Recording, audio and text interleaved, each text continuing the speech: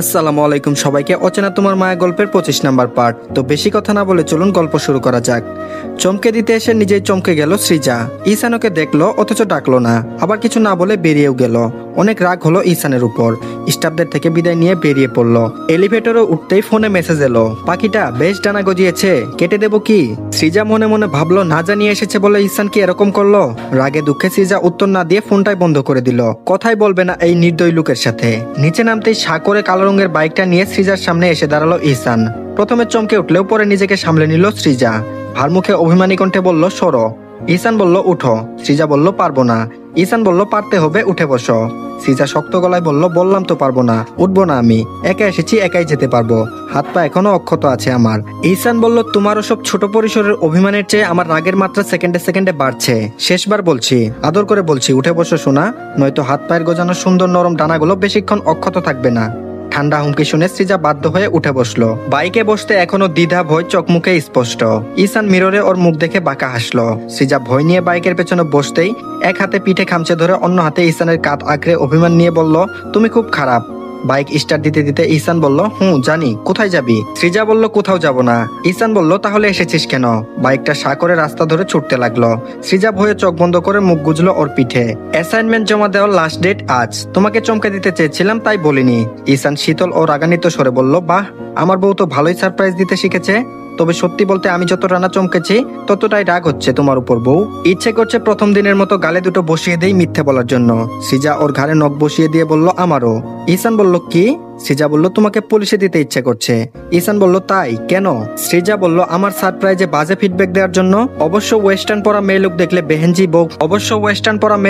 বেহেনজি বউকে চোর থাপ্পড় দিতে ইচ্ছে করে সব পুরুষেরই। ভীষণ অবাক হয়ে ঈশান বলল, ওয়েস্টার্ন পরা মেয়ে লোক মানে? সৃজা হিংসুক কণ্ঠে বলল, ব্লন্ড চুলের সুন্দরীকে ভুলে গেছো তো তাড়াতাড়ি? সব নাটক বুঝি না ভেবেছ? ক্রোধ আর অভিমানী গলা সৃজার। ঈশানের কপালে ভাঁজ পড়ল। তার বউ আবার উল্টাপাল্টা ভেবে বসেছে নাকি? তা হতে দেওয়া যায় না। ঈশান হালকা ভাবে বলল, সে আমার গেস্ট সৃজা। সৃজা রাগ এবার বিস্ময় হয়ে ফুটে উঠলো। তারপর বলল, সে? ঈশান অতিষ্ঠ কণ্ঠে উত্তর দিল, শাকচুন্নি। এবার শান্তি হলো তো? সৃজা হাসি লুকালো বহু কষ্টে। তবে তখনই বাইকের গতি কমিয়ে গলার স্বর খাদে নামিয়ে ঈশান বলল, ব্লন্ড চুলের অথবা বার্গেন্ডি চুলের শাকচুন্নি হোক, আমার মরণ বহু আগেই হয়ে গেছে কালো চুলের ক্রন্দনী সৃজা রেহমানেই। বাইক হঠাৎ থামতেই ঠান্ডা হিমেল হাওয়া ছুঁয়ে গেল সৃজাকে। শিরশিরে ঠান্ডা অনুভূতি গ্রাস করতেই ঈশানের পিঠ থেকে মাথা তুলল সৃজা। চারিদিকে তাকাতেই চমকে গেল। আরে এটা তো সেই নদীর পাড়টা যেখানে এর আগেও একবার নিয়ে এসেছিল ঈশান ওকে। সেদিন ভিড়ভাড়টা বেশি থাকার জন্য অবশ্য ঈশান বেশিক্ষণ থাকতে পারেনি। তবে আজ একদম জনশূন্য জায়গাটা, কেউ নেই। শতবর্ষী বটগাছ, মাটির রাস্তা, ঝোপঝাড়ে অজানা ফুলের সমারোহ, বহমান শান্ত নদী, তীরে বাঁধা ছোট ছোট ডিঙ্গি নৌকা দেখে মনটা ভালো হয়ে গেল ওর। চোখ মুখে খুশি ফুটিয়ে বলল, কি দারুণ, আগের থেকে চমৎকার হয়েছে জায়গাটা, তাই না? ওর মুখে হাসি দেখে চিত্ত শিহরিত হলো ঈশানের। বাইক থেকে নামতে নামতে বলল, এরপর নেমে ওর গাল টেনে দিল। ঈশান বলল, সব চমৎকার হচ্ছে, কিন্তু তুই দিন দিন অবুঝ আর অবাধ্য হচ্ছিস। সৃজা বলল, আমি? কিভাবে? ঈশান বলল, এই যে আমাকে সারপ্রাইজ দিবি বলে একা একা চলে এলি। না করিনি আমি এভাবে না বলে কোথাও যেতে। রাস্তাঘাটে কোনো বিপদ হলে তখন কি করতাম আমি? তোর এলাকাটা তো ভালো নয়, সেখানে কত শত্রু আছে তুই ভুলে গেছিস? যদি তারা এই সুযোগে তোর আবারও কোনো ক্ষতি করে দেয়, আমি এমনিতেই ওখানে পাঠিয়ে তোকে নিয়ে কত দুশ্চিন্তায় আছি জানিস না? অথচ তুই গুরুত্বই দিস না সৃজা। ঈশানের চিন্তার কারণ শুনে সৃজার মন খারাপ হয়ে গেল। আসলে ওর মাথা থেকে বেরিয়ে গেছিল এলাকার সান্ডা পাসান্ডাদের কথা, যারা কুৎসিত চটিয়েছিল, শ্লীলতাহানি করে তাদের ভিডিও পর্যন্ত করেছিল। মাত্র 2 মাস আগের কাহিনী। অথচ সৃজা ঈশানের বারবার মানা সত্ত্বেও না বলে হুজুগে বসে বেরিয়ে পড়েছে, যেটা একদম ঠিক হয়নি। সারপ্রাইজ অন্যভাবেও দেয়া যেত। না হোক কোনো বিপদ, মানুষটার কথার দাম দেওয়া উচিত ছিল, মান্য করা উচিত ছিল। মানুষটা মনে মনে হয়তো নারাজ হয়েছে। সৃজার সবকিছু শূন্য শূন্য ঠেকলো ওর চোখের দিকে চেয়ে। বুক ভারী হলো, অপরাধবোধ জাগ্রত হলো। ধুর, এই মানুষটার কথা কিভাবে অমান্য করবে ও? কেন গুরুত্ব দেয়নি? সৃজার চোখে চোখ মিলাতে পারলো না ওর। ঈশান চুপ করে ওকে দেখছে। হিজাব ভেদ করে বেরিয়ে আসা চুলগুলো হাওয়ায় এদিক সেদিক উঠছে। সে চুলগুলো দেখছে এক দৃষ্টে। সৃজা আড়ষ্টতা কমাতে আশপাশটা এক পলকে দেখে নিয়ে ম্লান স্বরে বলল, আর কখনো তোমাকে না বলে কোথাও যাব না, প্রমিস? ঈশান বলল, মনে থাকবে? সৃজা বলল, ডিঙ্গি নৌকোর কিনারে বালিতে পা ডুবিয়ে বসে আছে সৃজা, আর ওর কোলে মাথা রেখে শুয়ে আছে ঈশান। তার চোখ বুঝা। সৃজা ওর লম্বা চুলের ভাঁজে আঙ্গুল ডুবিয়ে বিলি কাটছে চুপচাপ। ওর ভালো লাগছে। তবে তার চেয়ে বড় ব্যাপার, এই বিশাল আকাশের ছাউনির নিচে মিষ্টি রোদ পড়া সুদর্শনের ঠোঁটে উত্তপ্ত একটা চুমু খেতে ইচ্ছে করছে ওর। ব্যাপারটা একান্তই ওর ইচ্ছে। কিছুটা লজ্জাবোধ হচ্ছে, তাই মুখে প্রকাশ করলো না সেটা। অপারক নীরব পরিবেশ নিস্তব্ধতা বাড়িয়ে দিতেই দীর্ঘশ্বাস ফেললো।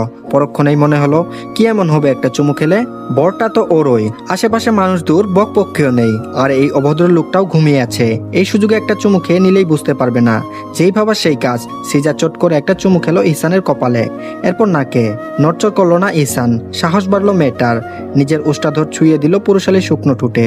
অমনি খপ করে ওর মাথা ধরে ফেললো ইহসান। ছটপট করে শেষ রক্ষা করতে পারলো না সৃজা। সময় নিয়ে পরবর্তী কাজটা শেষ করলো ইহসান। সৃজা ধরা পড়ে প্রতিবাদের ভাষা হারিয়ে ফেললো। সুবোধ বালিকার নেই আশপাশে আকাশ দেখার ভান করলো। ইহসান কিছুই বলল না, আবারও ঘুমানোর প্রস্তুতি নিল। সৃজা এবার আর পারল না। ওর খোঁচা খোঁচা দাড়িতে হাত বুলিয়ে বলল, এখানে ঘুমাতে এসেছো? এটা ঘুমানোর জায়গা? চুল দাড়ি কাটো না কেন? ইহসান হাই তোলার ভান করে উঠে বসলো। এবার গলায় নাটকীয়তা এনে জবাব দিল, দুরাত ঘুম হয়নি তাই ঘুমাতে এসেছি। আর চুল দাড়ির কথা সে তো বউ এতদিন খেয়াল করে বলে দেয়নি তাই কাটিনি, তবে আজ যখন করেছে কালোই কেটে ফেলবো। পরশু বাড়ি ফিরছিস তো তুই, দেখবি তোর বর সেজে গুজে খাটে বসে আছে। সৃজা প্রথমে চোখ পাকিয়ে তাকালো, এরপর হেসে ফেললো। ইহসান ওর হাসির দিকে তাকিয়ে নিজেও আনমনে হেসে ফেললো। এরপর ছোট্ট শ্বাস ফেলে প্যান্ট গুছতে শুরু করলো। সৃজা জিজ্ঞেস করলো কি কারণ, বলল না সে। তীরের হাঁটু সমান পানিতে নেমে পড়লো। খানিকটা দূরে পাড়ের মধ্যে কমলি ডগা, সেখানে ফুটে আছে হালকা বেগুনি রঙের আবৃত মিষ্টি কলমি ফুল। ইহসান পকেট ভর্তি করে ফুল নিল। অধিকাংশই চ্যাপ্টা হয়ে গেল, তবুও নিল। ফুলে তেমন গন্ধ নেই। ইহসান ফিরে এসে ফুলের গন্ধ শুকতে শুকতে মুখ কুচকে ফেললো। সৃজা ওর মুখ দেখে ভ্রু উঁচিয়ে বলল, কি? ইহসান ঠোঁট উল্টে ফেললো, তারপর বলল, সুগন্ধহীন।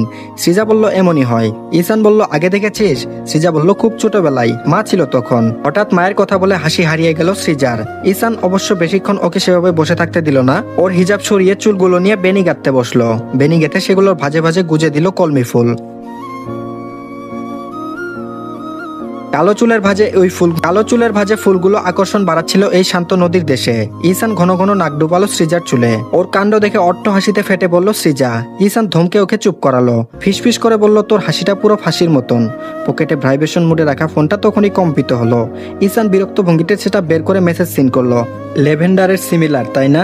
চোখমুখ শক্ত করে ইহসান রিপ্লাই করলো, বড় ভাবি মায়ের মতো হয় তাই কিছু মনে করিনি। চোখটা বন্ধ করে ইহসান সৃজার চুলের বেনি খুলে ফেললো।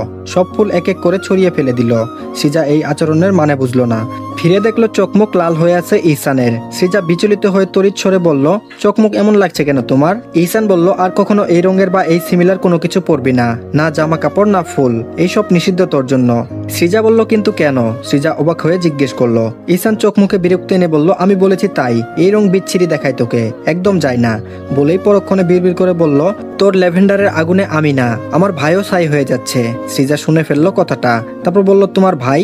প্রকৃতিতে শীতের ডাক এখনো পড়েনি, তবে ইদানিং বিকেল নামতেই ধোঁয়া আর কুয়াশায় আড়ালে হারিয়ে যাচ্ছে রোদকুচি। চারিদিকে মন খারাপ ভাব। নীলু বেগমের শরীর ভালো না, রক্তচাপ নিয়ন্ত্রণে নেই, তিনি ঘুমিয়ে আছেন নিজের ঘরে। এদিকে আগামীকাল চলে যেতে হবে। সব মিলিয়ে সৃজার মন খারাপ, সাথে এলিজারও। একজন বিকলাঙ্গ পাক শক্তিহীন পুরুষ আর তিনজন অসমবয়সী মেয়ে লুকোয় এতদিন অর্ধমিত ফ্ল্যাটটির কিঞ্চিত প্রাণ ছিল, কিন্তু সৃজার অনুপস্থিতিতে আগের সেটুকু প্রাণাচ্ছলতাও কোথায় যেন হারিয়ে গিয়েছে। এলিজা সারাদিন পড়াশোনা নিয়ে ব্যস্ত থাকে। নাইমুর সাহেব তো বিছানায় পড়া, যার নিজস্ব কোনো ক্ষমতা নেই, বোধগম্যতাও নেই, একেবারে শক্তি সামর্থ্যহীন। নীলু বেগমের দিনকাল পঙ্গু ও ভূত শক্তিহীন ভাইয়ের সেবা যত্ন করেই কাটান, নয়তো নামাজ কালাম পড়ে, কখনো সখনো উলবুনে সময় কাটান। অথচ সেই মানুষটাও আজ বিছানায় পড়া। একাকিত্বের ভারে আজকাল তিনিও এরকম নরম হয়ে পড়েছেন। বহু বছর আগে মা চলে যাওয়ার পর থেকে একদম একা হয়ে পড়েছিল এই পরিবারটা। তখন এই ফুফুই আগলে রেখেছিল ওদেরকে। জীবনে কোনোদিন কিছু না পাওয়া সত্ত্বেও কখনো কিছু চাননি, আফসোস করেননি। সৃজার তাই মাতৃতুল্য ফুফুটার জন্য ভীষণ মন খারাপ হয়। আগামীকাল চলে গেলে আবারও এলিজা আর ফুপি একা হয়ে যাবে। অর্ধমিত ফ্ল্যাটটা আরো শুনশান হয়ে যাবে। ভেবেই সৃজার চোখ দুটো ভিজে আসে। কি আশ্চর্য, আগে কখনো কথায় কথায় ওর চোখ ভিজত না, কিন্তু এখন কিছু হলেই চোখ দুটো নোনা জলে ভিজে উঠতে চাই। কখনো চোখে আধার দেখে আর মাথা ঘুরাই। বড় দুর্বল থেকে নিজেকে। নিজের এই দুর্বলতা নিয়ে সৃজার ভয় হয় আর বিষণ্ণ লাগে। এই বিষণ্ণতায় ঘেরা রাত 10টার দিকে হঠাৎই কুরিয়ার থেকে সৃজা রেহমানের নামে একটা পার্সেল আসে। কোনো কিছু অর্ডার না করা সত্ত্বেও এত রাতে পার্সেল পেয়ে সৃজা যখন বিচলিত, তখন এলিজা বলল, পার্সেল খুলে দেখলেই হয়। বোনের কথা মতো পার্সেল খোলার পর একটা ল্যান্ডেভার ফুলের বুকে আর একটা চিরকুট পাওয়া গেল। চিরকুটে শুধু দুটো শব্দ লেখা ছিল, টু ল্যান্ডেভার। চিরকুট পরে সৃজার ভ্রু কুচকে আসে, দ্বিধায় পড়ে যায়। কে পাঠিয়েছে পার্সেলটা? তেমন কোনো ঘনিষ্ঠ বন্ধু বান্ধব বা আত্মীয় স্বজন তো নেই, তাহলে কে পাঠালো? ইহসান? কাল তো সৃজা বাড়িতে যাচ্ছেই, কিন্তু ইহসান যদি না পাঠিয়ে থাকে তাহলে? এলাকার কোনো বখাটে আবার এমন মজা করেনি তো? সৃজা চিন্তায় পড়ে গেল। এলিজা বোনের চিন্তা দেখে ফোন করে ইসানকে একবার জিজ্ঞেস করবে বলে ঠিক করলো, কিন্তু সৃজা মানা করলো। যদিও সে নিজেও দ্বিধাদ্বন্দ্বে ছিল, তবুও বোনকে বুঝালো ইসান হয়তো সারপ্রাইজ দিতে চেয়েছে, তাই পাঠিয়েছে। এখন যদি সারপ্রাইজ না হয়ে উল্টো ওকে প্রশ্নবোধে জর্জরিত করে, তাহলে ব্যাপারটা বিশ্রী দেখাবে। তাছাড়া ইসান যদি না পাঠিয়ে থাকে, তাহলে ওকে এসব বললে এত রাতে লোকটা চিন্তায় তো পড়বেই, ঝামেলাও করতে পারে। তাই পরে জানাবে বলে মনস্থির করলো। বোনের অমত দেখে এলিজা আর ইসানকে ফোন করলো না, চেপে গেল। তবে নীলু বেগমের সেদিন রাতে আগের চেয়ে বেশি অসুস্থ হয়ে যাওয়ায় তার সেবা করতে গিয়ে দু বোনের মাথা থেকে এই বিষয়টা উড়ে গেল। যদিও পরদিনও নীলু বেগম অনেকটা সুস্থ হয়ে যান, কিন্তু তাও সৃজা আরো কদিন থেকে যাওয়ার বায়না ধরলো ইসানের কাছে। ইসান অবস্থা বিবেচনা করে 3 দিন থাকার অনুমতি দিলেও আরো 4 দিন বাড়িয়ে 2 সপ্তাহ পর শেখ বাড়িতে ফিরে এলো সৃজা। এদিকে কথা অমান্য করায় ইসান রাগে ওকে আনতেও যায়নি, বিকেলের দিকে রশিদকে পাঠিয়ে দিয়েছিল। রাতে রেস্তোরাঁ থেকে বাড়িতে ফিরেও সৃজার সাথে কোনো বাক্য বিনিময় করলো না, হ্যাঁ না কোনো কিছুই না। সারাক্ষণ এ কাজ সে কাজের বাহানা দেখিয়ে ফোন আর ল্যাপটপ নিয়ে পড়ে রইল। রাগ বুঝে সৃজা ওর আশেপাশে ভীতি নিয়ে ঘুরঘুর করলো। নিজ থেকেই প্রশ্ন করলো। ইহসান হুহা উত্তরে সীমাবদ্ধ থাকলো। এমনকি ঘুমানোর সময় ইহসান ওর বুকে মাথা রাখতে দিল না। কাদো কাদো মুখ করেও লাভ হয়নি সৃজার। ইহসান শক্তপুক্ত গলায় অন্যদিকে ফিরে শুয়ে আছে, কাছে না ঘেঁষার রেস্ট্রিকশন দিয়ে দিল। সৃজা এসব মানলো তো না, জোরাজুরি করে নিজ থেকে কাছাকাছি গেল, গিয়ে অবশ্য ফেসে গেল। ইহসানও সুযোগ বুঝে প্রতিশোধ নিল। রাত ভরে রাগ মিশিয়ে আদর করলো তো ঠিকই, তবে এক শর্তে ওকে মাফ করবে বলে জানালো। সৃজা শর্ত জানতে চাইলে কানে কানে ফিসফিস করে বলল, অতি শীঘ্রই বাবা হতে চাই, প্রিন্সেস লাগবে ওর। সৃজার প্রতিক্রিয়া ছিল দেখার মতন, স্তব্ধতায় মোড়ানো চমকিত মুখখানা। পরবর্তীতে যা ইহসানের নগ্ন বুকের নিচে চাপা পড়েছিল। 2 সপ্তাহ পর শেখ বাড়িতে ফিরে লিথুকে না দেখে বেশ অবাক হলো সৃজা। যে মেয়ে সারাদিন রংচং করে ইহসানের দৃষ্টি আকর্ষণ করার চেষ্টা করে এবং বিয়ের এ 2 মাসেও একদিনের জন্য বাপের বাড়ি যাওয়ার নামগন্ধ নেয়নি, সে শেখ বাড়িতে নেই। ইসমির কাছে যেন পুরো ব্যাপারটা শুনে সৃজা মনে মনে স্বস্তি পেল। যাক, এতদিন তাহলে ডাইনিটা ছিল না, ভালোই হয়েছে। যখন তখন ইহসানের গায়ে ঢলে পড়া এ মেয়েকে একদম সহ্য হতো না ওর। পছন্দ করতে পারে না সৃজা, গিয়ে ভালোই হয়েছে। ওর কুদৃষ্টি থেকে বেঁচে গেছে ইহসানটা। তবে একটা জিনিস সৃজা খেয়াল করলো, যে ইসমির ঠোঁটে হাসি খুঁজে পাওয়া দুর্বোধ্য ছিল। তার ঠোঁটের কোণে এখন একটু একটু হাসির ছিটে ফোঁটা পাওয়া যায়, যেটা আগের মতো নকল নয়। সৃজার বেশ ভালো লাগলো এবারের ইসমিকে দেখে। নতুন ডিলের চুক্তি সেরে ইজান ফুরফুরে মেজাজে বিকেলের দিকে বাড়ি ফিরলো। হাতে তার শপিং ব্যাগ আর পিৎজার পার্সেল। ডিলের চুক্তি হয়, খুশিতে ইসমির জন্য সে গোলাপি রঙের কাঞ্জিভরম শাড়ি এনেছে নিজে পছন্দ করে। এই রঙে তার বউকে রানীর মতো লাগে। প্রতিবারের মতো বাড়ি ফিরে হাকডাক না ছুড়ে সে নিঃশব্দে সোজা দুতলায় নিজের ঘরে চলে গেল। এগিয়ে গিয়ে দেখলো ইসমি নেই, ঘর খালি। ইজানের ভ্রু দুটো কুচকে গেল। এই বিকেলে তার বউটা আবার কোথায় গেল? এ সময় তো মেয়ের ঘরেই থাকার কথা, আবার ভেড়ার বউটার সাথে গল্প মজেছে না তো? দেখলো তো সে গতদিন বাড়ি ফিরেছে। ইজানের চোয়াল শক্ত হয়ে গেল। নিশ্চয়ই তার ইসমিতার মাথায় উল্টাপাল্টা কুবুদ্ধি ঢুকাচ্ছে ভেড়ার বউটা। তো ধন্যবাদ সবাইকে। আজকের পর্বটি এই পর্যন্তই। আশা করছি আপনাদের কাছে ভালো লেগেছে। তো নতুন আরেকটা গল্প দিয়েছি, বাধ্য ভালোবাসা। তো আপনারা যারা গল্পটি দেখতে চান, অবশ্যই আমার কমেন্ট বক্স আর ভিডিও ডিসক্রিপশন বক্স চেক করবেন, সেখানে লিঙ্ক দিয়ে দিব, সেখান থেকে দেখে নিন। আশা করছি গল্পটিও আপনাদের কাছে অনেক ভালো লাগবে। তো ধন্যবাদ সবাইকে, সবাই গল্পটি দেখে আসবেন।